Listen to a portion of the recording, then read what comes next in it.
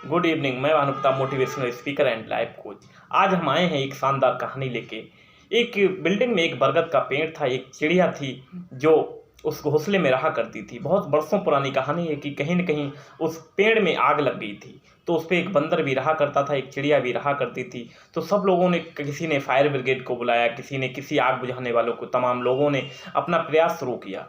तो बंदर और चिड़िया में बात शुरू हुई तो चिड़िया बोली कि बंदर भाई, हम भी कई सालों से, बरसों से इस एक घोंसले में, इस पेड़ पर रह रहे हैं, ये हमारा घर है, हमें भी कहीं न कहीं थोड़ी बहुत मदद करनी चाहिए। तो चिड़िया बोली, हम भी पानी अपनी चोंच में लाकर इस पे डालने का, आग बुझाने में सहयोग करना चाहते हैं। तो बंदर ने ठाका मारा और हंसा, बोला, तेरे इस बित्ते भर की चोंच से पानी से क्या आग बुझेगी? तू क्या जानती है, क्या इस पानी तेरे प्रयास से आग बुझ सकेगी? उससे रहा ना गया, वो अपना कार्य शुरू कर दिया उसने, और वो गई एक पहाड़ पास के गड्ढे से पानी भर के लाके चोंच से उसके ऊपर डालने लगी। कुछ समय बाद सभी लोगों के प्रयास से, फायर ब्रिगेड की मदद से आग बुझ गई। उस बाद बंदर ने फिर उससे सवाल किया कि तुझे क्या लगता है कि तेरे प्रयास से, तेरी छोटी चोंच के माध्यम से पानी लाकर क्या ये आग बुझ गई थी? तुझे ऐसा क्या लगता है? तो चिड़िया ने बड़ा ही सुंदर जवाब दिया। कि आप ये देखिए, ये कोई मायने नहीं रखता कि आप की चोंच का साइज क्या है। कल जब आग बुझाने वालों का इतिहास लिखा जाएगा, इस बिल्डिंग की आग बुझाने में जब इतिहास लिखा जाएगा, तो मेरा नाम आग बुझाने वालों में आएगा और आपका नाम आएगा बाहर हंसकर और तमाशा देखने वाले लोगों में। ये मायने रखता है हमारे जीवन के सिद्धांत पर भी कि हम किन कार्यों में इन्वॉल्व हैं, किस तरह के कार्यों में हम रुचि ले रहे हैं, किन लोगों के साथ हम रह रहे हैं, कैसे हम अपने जीवन की परिकल्पनाएं और कहानियाँ बना रहे हैं।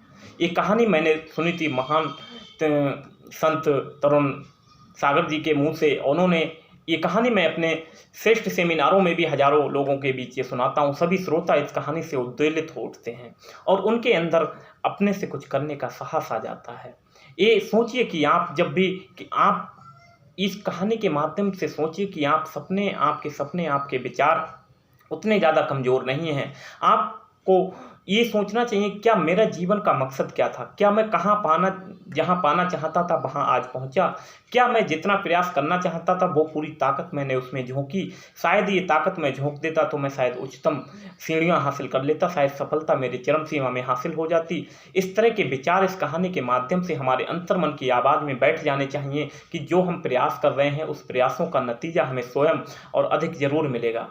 एक समय ऐसा आएगा कि शायद कि आपके प्रयास छोटे ज़रूर हो सकते हैं, लेकिन वो प्रयास लगातार की प्रक्रिया से आपको एक असाधारण परिणाम दिखाई देंगे। जो लोग आपकी निंदा, आलोचना करते हैं, वो ही कल आपको पुरस्कार, सम्मान समारोह में शामिल होकर आपके हौसले को बढ़ाएंगे। लेकिन शायद आप ये आज समझने का प्रयास कीजिए कि ये लोग आज आपके हौसले और प्रयास को नहीं बढ़ा सकते, क्योंकि इनमें वो सोचने समझने की क्षमता नहीं है। इसलिए आप अपने अंतर्मन की आवाज़ और अपने कार्यों के प्रति पूरी ताकत से और जुझारूपन से लगे रहिए। जब आप अपनी ताकत और पूरी शिद्दत से, एनर्जी के साथ अपने लक्ष्यों के प्रति प्रक्रिया में लगे रहते हैं, तो कुछ समय बाद परिणाम स्वयं ही दिखाई देने लगते हैं। ये परिणाम असाधारण हो सकते हैं। तब इन लोगों को लगेगा कि ये व्यक्ति कहीं न कहीं बहुत ज़्यादा हासिल करने की, सफलता की सीढ़ियाँ हासिल कर चुका है। तब वो आपकी प्रशंसा करेंगे। तो लोगों के कहने में मत आइए। आप अपने जीवन का एनालिसिस करके ये सोचने का प्रयास कीजिए, जहाँ मुझे पहुँचना है, जिस क्षेत्र में मुझे पहुँचना है, क्या मैं पूरी ताकत झोंक रहा हूँ? क्या मैं पूरी शिद्दत, एनर्जी के साथ उस कार्य को कर रहा हूँ? इस कार्य को करने के कारण मेरे और समाज में क्या बदलाव आएगा? किस तरह की धारणा से लोगों के अंदर और ज़्यादा महत्वपूर्ण और प्रेरणा स्रोत कहानी बनेगी? इस कहानियों को मद्देनज़र रखते हुए आप अपने जीवन का एनालिसिस करिए। कुछ क्षण सोचिए कि आपके मरने के बाद शायद आप कुछ लोगों के लिए मिसाल बन सकें, या लाखों करोड़ों लोगों के दिलों में हजारों सालों, लाखों तक जिंदा रह सकें। आपके अंदर ये असाधारण प्रतिभा है। ईश्वर ने इस असाधारण प्रतिभा को आप सभी के अंदर बनाकर भेजा है। ज़रूरत है हमें इस तरह की प्रतिभा को पहचानने की, उस पर कार्य करने की और जीवन में बहुत ज़्यादा श्रेष्ठता हासिल करने की। इसलिए आज ही यदि आपने बहुत ज़्यादा प्रयास किया है, शायद आपको सफलता ना भी मिली हो, तब भी कोई घबराने की आवश्यकता नहीं है, क्योंकि आपके मन में ये संतोष है कि मैंने अपनी इस कार्य के लिए पूरी ताकत झोंकी, उसमें आपको इस तरह का मलाल नहीं होगा कि मैं अपने जीवन में शीघ्र आगे नहीं बढ़ सकता। कई सारी चीज़ें ऐसी हैं, कई सारे फील्ड ऐसे हैं, शायद उसमें हम शीघ्र सफलता हासिल नहीं कर सकते, लेकिन कुछ कुछ वर्षों के बाद उसमें चक्रवृद्धि परिणाम आपके सामने दिखेंगे। आप मिसाल के रूप में लोगों के बीच उभरेंगे। आप समाज में एक बेहतरीन वक्ता, बहुत बेहतरीन राजनीतिज्ञ, बहुत अच्छे प्रोफेशनल सेल्समैन, बहुत अच्छे engineer, doctors, CA, IAS, PCS जैसे चीज़ें कर सकेंगे। जब हम किसी सपने, किसी लक्ष्य पर फोकस होते हैं तो हमें कई सारे विरोधियों के मुंह से उनकी आशंकाहीनता जैसी और असफलता जैसे परिणामों की कहानियाँ सुननी पड़ती हैं। लेकिन इस कहानी के मामले से आप समझिए कि चोंच से कोई फ़र्क नहीं पड़ता कि हम क्या करते हैं, आसपास के लोग हमारे बारे में क्या कह रहे हैं, हमें फ़र्क नहीं पड़ना चाहिए। हमें फ़र्क तो जब पड़ना चाहिए जब हम खुद को धोखा दे रहे हैं, कोई भी कार्य अपनी पूर्ण ईमानदारी के साथ नहीं कर रहे हैं, तब हमारे अंदर, हमारे विचारों में, हमारे मस्तिष्क में खलल पैदा होना चाहिए। क्योंकि जिस कार्य के लिए हम बने थे, शायद वो कार्य हम पूरा करने में पूरी एनर्जी और शिद्दत डाल देते,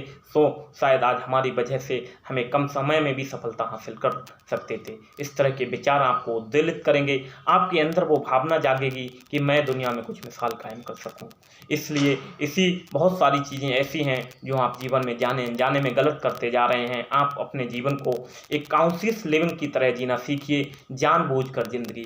कल आपको ये सोचकर पछतावा नहीं होना चाहिए कि मैं ये करना चाहता था, शायद मैं ये कर लेता तो आज मैं वहाँ होता, आज मैं ये कर लेता तो मेरी संतान इस लेवल पे होती, आज शायद मैंने लोगों की सलाह नहीं मानी होती, लोगों का मशवरा नहीं माना होता। उन लोगों की सलाह पर अमल कीजिए जो आपसे श्रेष्ठ हैं, आपसे बहुत ज़्यादा प्रगतिशील हैं, सोचने समझने की क्षमता बहुत अधिक है। उन लोगों से ही सलाह लीजिए जिनकी मानसिक औकात आपको सलाह देने की है, जिन्होंने अपने जीवन में कुछ श्रेष्ठता हासिल की हो, कुछ श्रेष्ठ कार्य किए हों, जिनके आचरण में एक सफलता प्रतीत होती हो। ऐसे उन लोगों को अपने जीवन का आदर्श मानिए और आप सदैव आगे बढ़ते रहिए।